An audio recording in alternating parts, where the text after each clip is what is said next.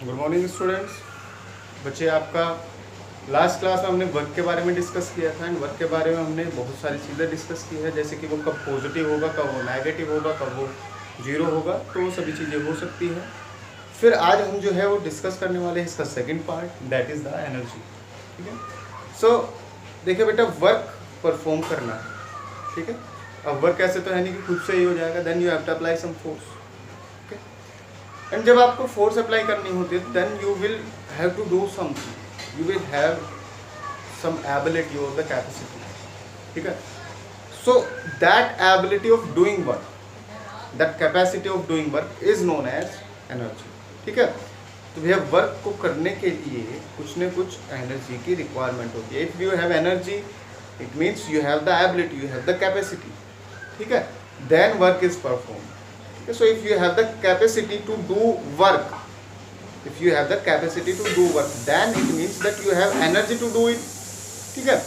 So what energy means is simply that you have the capacity to perform work or to do work. ठीक है। So simple terms में अगर energy को define किया जाए, so it is the ability or the capacity to perform work. ठीक है। ability, or you may say the capacity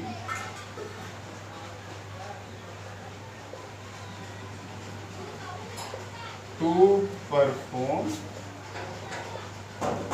work. ठीक है। एबिलिटी और the capacity to perform work. ठीक है। अब एनर्जी के बहुत से टाइप्स आपके हो सकते हैं, जैसे कि एक आपका हो सकता है मैकेनिकल एनर्जी, जो आप पढ़ने वाले हैं। ठीक है। आपका जो मेन पोर्शन होगा वो होगा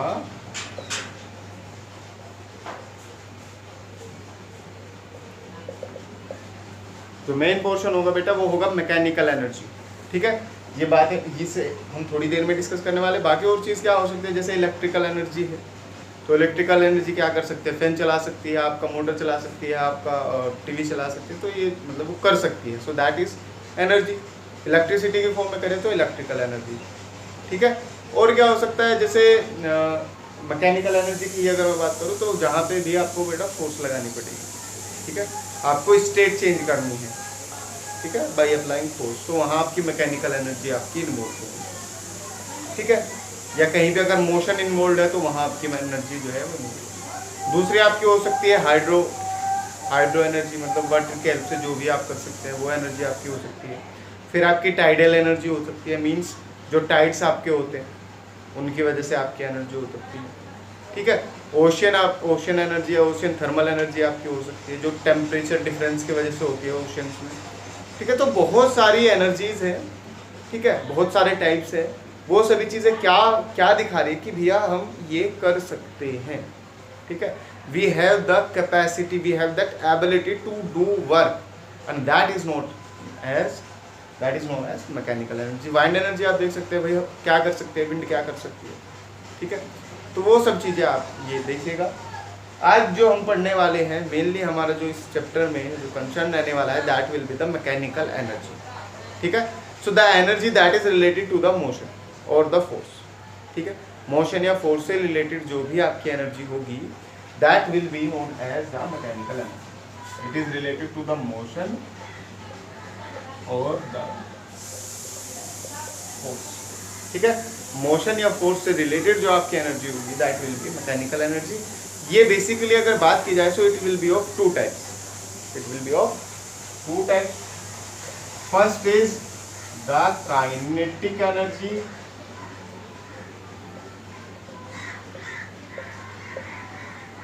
and the second is the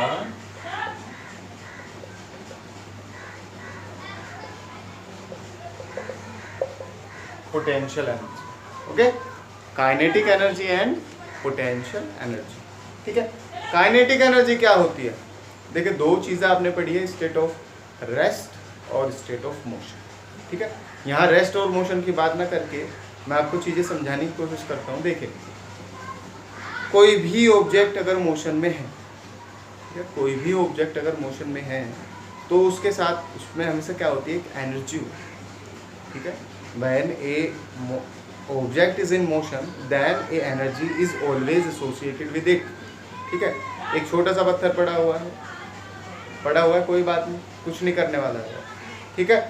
आपने उसे उठा के फेंक दिया, वो मोशन में आ गया तो बेटा उसमें क्या आ जाती है, एनर्जी आ जाती है, ठीक है। तो वो अब क्या कर सकता है, जहाँ भी लगेगा वहाँ चोट देगा, है ना, चोट लग मार सकता है आपको।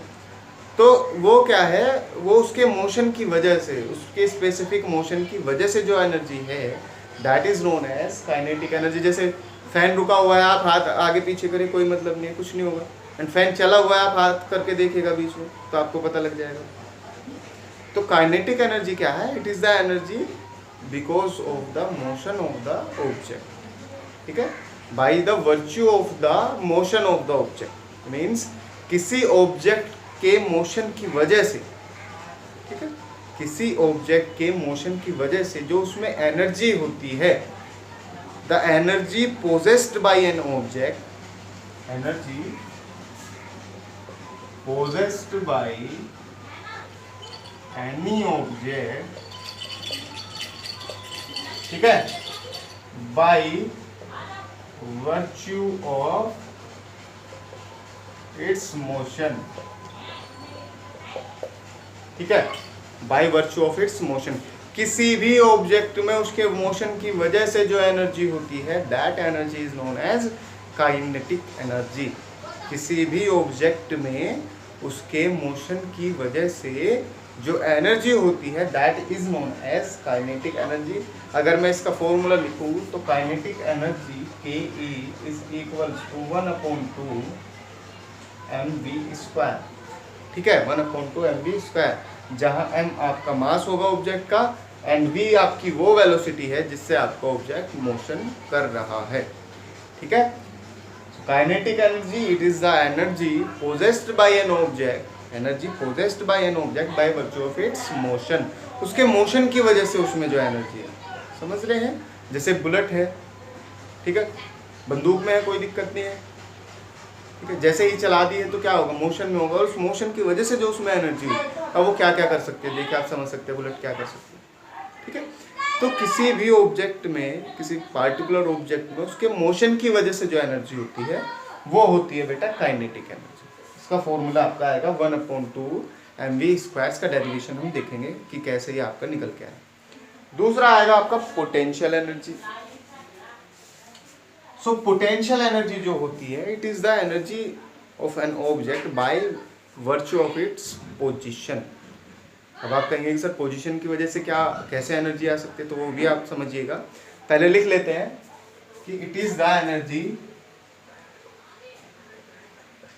Possessed by an object, possessed by an object by virtue of its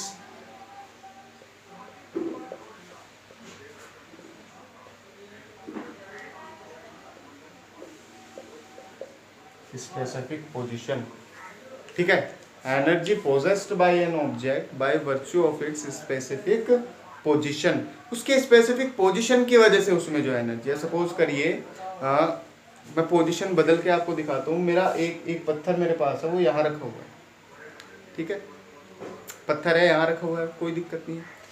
अब वो भले ही अभी कुछ नहीं कर रहा है, वो कुछ नहीं कर रहा है, लेकिन वो क्या कर सकता है, दैट इज द एनर्जी, कि उसमें कितनी एबिलिटी है, उसकी कैपेसिटी क्या है, कि क्या कर सकता है। नहीं कर रहा है कोई बात नहीं, लेकिन क्या कर सकता है, that is what is known as energy. So object यहाँ पे रखा हुआ है, ठीक है, कुछ नहीं कर रहा, लेकिन अगर वो आपके पैर पे गिर जाए तो चोट लग जाएगी, ठीक है। अब उसी ऑब्जेक्ट को बेटा आपने यहाँ रख दिया, अब गिरा दीजिए और चोट लगेगी। अब उसी पत्थर को आपने यहाँ रख दिया, अब गिरा दीजिए और चोट लगेगी। और ऊपर रख दीजिए, 3-4 मंजिल ऊपर चले जाइए, 3-4 फ्लोर पे चले जाइए, तब आप उस पत्थर को गिरा दीजिए, ठीक है, तो क्या कर देगा, हाथ पैर भी टूट सकता है, वही पत्थर है ना।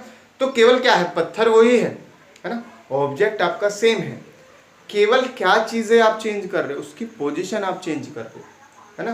पहले उसकी पोजीशन कुछ और थी, पहले वो नीचे रखा हुआ था, अब वो ऊपर रखा हुआ है, अब वो और ऊपर रखा हुआ है। सो उसकी पोजीशन बदलने से आप ये देखें कि उसकी एबिलिटी या उसकी कैपेसिटी कैसे बदल जाती है ना। एक ईंट है या पत्थर है, आपने यहाँ से गिराया, पैर पे थोड़ी बहुत चोट देगा, और 2-4 माले की बिल्डिंग से गिराओगे या 2-4 फ्लोर से गिराओगे तो वो आपको जो है कुछ भी कर सकता है। सो ऑब्जेक्ट वही है, केवल चेंज क्या हुआ है, चेंज उसकी केवल हुआ है पोजीशन में। और ये देखे कि उसकी पोजीशन में चेंज होने की वजह से क्या उसकी एबिलिटी चेंज हुई है, क्या उसकी कैपेसिटी बढ़ी है, बिल्कुल बढ़ी है। So that kind of energy that is possessed by an object by virtue of its specific position, उसके स्पेसिफिक पोजीशन की वजह से उसमें जो एनर्जी है, किसी भी ऑब्जेक्ट में जो एनर्जी है, that is what is known as potential energy. ठीक है, so that is equals to mgh, ये आपका पोटेंशियल एनर्जी का आएगा formula. So kinetic energy will be related to the motion, that is velocity and square of velocity. ठीक है, ये आपका रिलेट करेगा हाइट पे, क्योंकि मास नहीं चेंज होगा, जी नहीं चेंज होगा, क्या चेंज होगा, एच चेंज होगी। तो जैसे जैसे हाइट आपकी बढ़ती जाएगी, यहाँ यहाँ यहाँ, तो आपकी एनर्जी भी जो है वो बढ़ती जाती है। तो ये इस तरह से आपकी दो एनर्जी थी, kinetic energy and potential energy. I hope बेटा आपको समझ आई होगी। एनर्जी, इनकी यूनिट्स क्या हो सकती है, दोनों की ही यूनिट होगी जूल। ठीक है, और वर्क की भी यूनिट जो होती है वो जूल ही होती है। सो एनर्जी की भी जूल, वर्क की भी जूल, काइनेटिक एनर्जी की भी जूल एंड पोटेंशियल एनर्जी की भी जूल। और अगर आगे यूनिट्स जैसे आप वर्क करेंगे तो उसमें क्या क्या यूनिट्स आती है वो देख लेंगे। अभी के लिए इतना ही करते हैं बेटा आज के लिए, और कल जो है इन दोनों का ये डेरिवेशन करने वाले हैं कि ये कैसे 1/2mv² आया है, कैसे ये mgh आया है। अगर आप उससे पहले एक बार उसे पढ़ लेंगे तो आई होप ये आपके लिए बहुत अच्छा होगा। Till then have a safe day and good bye.